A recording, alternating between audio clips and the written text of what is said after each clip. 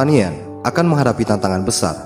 Bagaimana kita memberi makan penduduk dunia yang diprediksi akan mencapai 9,5 miliar orang pada tahun 2050. Dengan model produksi saat ini, apakah kita bisa melakukan itu? Ini adalah model yang menggunakan pengolahan tanah yang ekstrim. Ini adalah model praktek produksi monokultur yang tujuan sebenarnya bukan hanya untuk kebutuhan pangan yang penting, tapi lebih banyak untuk kebutuhan pangan yang tidak penting, seperti untuk makanan ringan dan makanan instan yang entah benar-benar kita butuhkan atau hanya bagian dari pelengkap gaya hidup yang tidak sehat.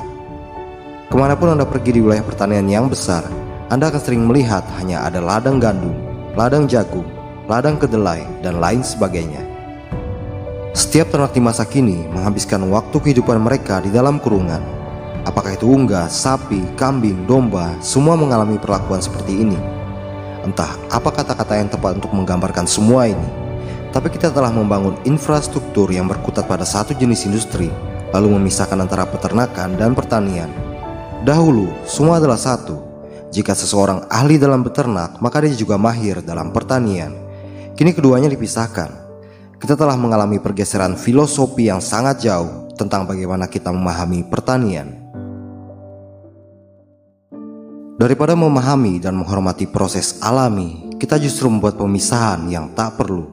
Kita justru memakai lebih banyak bahan kimia sintetis, memakainya terus-menerus, dan jumlahnya terus meningkat dari tahun ke tahun. Kini kita butuh lebih banyak pupuk sintetis untuk memanen 1 kuintal jagung dibandingkan 10 tahun yang lalu. Inilah kenyataan dari yang oleh kebanyakan orang disebut pertanian modern. Modern agriculture was not designed for the betterment of the soil.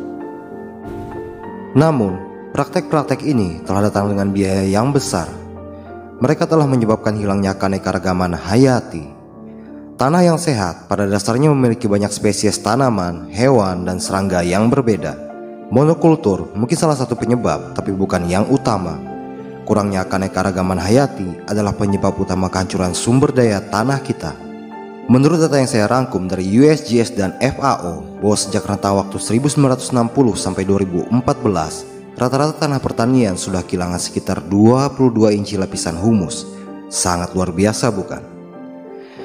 Tingkat bahan organik pada tanah juga menipis dari 8% menjadi kurang dari 3% pada hari ini. Lihatlah konsekuensi dari itu. Tanah di sebelah kiri Anda adalah tanah yang belum digarap dan belum mendapati praktek produksi monokultur. Dan ini tanah yang sama 17 tahun kemudian di sebelah kanan, setelah 17 tahun model produksi pengolahan tanah intensif dan monokultur. Ini juga menghancurkan ruang pori-pori di dalam tanah. Ruang pori tersebut sangat penting bagi kehidupan di dalam tanah. Juga sangat penting untuk resapan air, karena jika kita tidak memiliki agregat tanah, maka tak ada resapan air. Kurangnya keanekaragaman hayati juga menyebabkan siklus nutrisi yang lebih rendah. Jika kita tidak memiliki siklus nutrisi yang memadai, kita harus menambahkan lebih banyak pupuk sintetis. Pupuk sintetis itu ada harganya, dan mereka juga memacu penurunan biologi tanah. Kita perlu memahami bagaimana fungsi tanah. Bagaimana fungsi tanah bekerja adalah karena biologi. Tanaman akan mendapatkan nutrisinya melalui biologi. Penggunaan pupuk sintetis yang tinggi juga membantu dalam perkembangbiakan gulma. Kebanyakan gulma menyukai nitrogen. Semakin banyak pupuk sintetis yang kita aplikasikan, semakin banyak gulma yang akan kita dapatkan. Jika tekanan gulma telah meningkat, apa yang harus kita lakukan? Semprotkan herbisida. Sekarang, sayangnya banyak dari herbisida itu adalah chelators. Apa itu chelators? Chelators adalah pengikat logam, contohnya seperti magnesium, mangan, besi, seng, dan tembaga. Kemudian, menjadikannya tidak tersedia untuk tanaman. Jika tanaman tidak dapat menyerap unsur hara mikro ini, tanaman lebih rentan terhadap penyakit. Karena tanaman tidak dapat menangkal penyakit sendiri, kita perlu menyemprotkan fungisida. Fungisida kemudian merugikan apa? Biologi tanah. Ini menjadikan tanaman tidak cukup sehat untuk menangkal hama. Lalu apa yang perlu kita lakukan? Kita menyemprotkan insektisida pada tanaman yang dimasukkan untuk dikonsumsi manusia. Karena kita menyemprot insektisida, kita mengalami penurunan dalam hal apa? Serangga pemangsa, serangga predator yang biasa memangsa hama seperti thrips, kutu daun, tungau, dan sebagainya. Karena insektisida, kita juga mengalami penurunan penyerbuk. Penyerbuk ini sangat penting dalam produksi tanaman kita. Model produksi saat ini adalah tentang pembunuhan terhadap keanekaragaman hayati. Ini juga oleh sebagian orang disebut sebagai lingkaran setan pertanian industri, dan lingkaran ini tercipta akibat perang.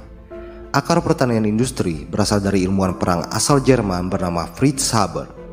Haber menciptakan proses pembuatan pupuk sintetis nitrogen, dan terobosan ilmiahnya yang lain adalah menciptakan racun yang kini dikenal dengan sebutan pestisida. Racun Haber dipakai sebagai senjata kimia pertama dalam sejarah.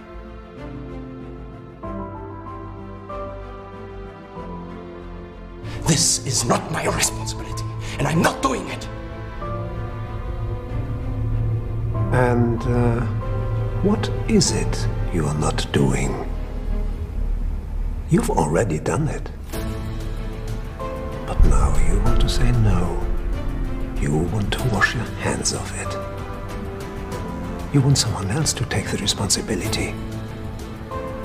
As if you're not there, then somehow you didn't do it. Thousands of men will still die on that battlefield. But you, Dr. Haber, our great scientist, you'll have the satisfaction of knowing you said no. You are the worst kind of man. When the war ended, U.S. chemical companies brought Haber's poisons back to America and rebranded his toxic chemicals as pesticides for American farms. Dow set out to demonstrate the effectiveness of its chemical killers on a nationwide scale. When the war ended, all the energy that went into fighting the enemies in the world went into fighting the enemies on the farm. Banyak kenyataan pahit yang harus kita terima jika kita terus bertahan dalam model pertanian seperti ini. Kenapa demikian? Karena pertanian kita sangat bergantung pada tanah. Sementara, seperti kata Ray Archuleta, bahwa model pertanian seperti ini tidak dirancang untuk perbaikan tanah. Jadi bagaimana kita mengatasi permasalahan ini? Kita harus melakukan pertanian yang lebih baik daripada model yang sudah ada sekarang. Bagaimana cara kita melakukannya? Dengan meniru alam, biomimikri, dengan memahami bahwa tanah itu hidup dan memberi kehidupan. Kedua prinsip dasar ini sudah dijelaskan pada 3 bagian sebelumnya.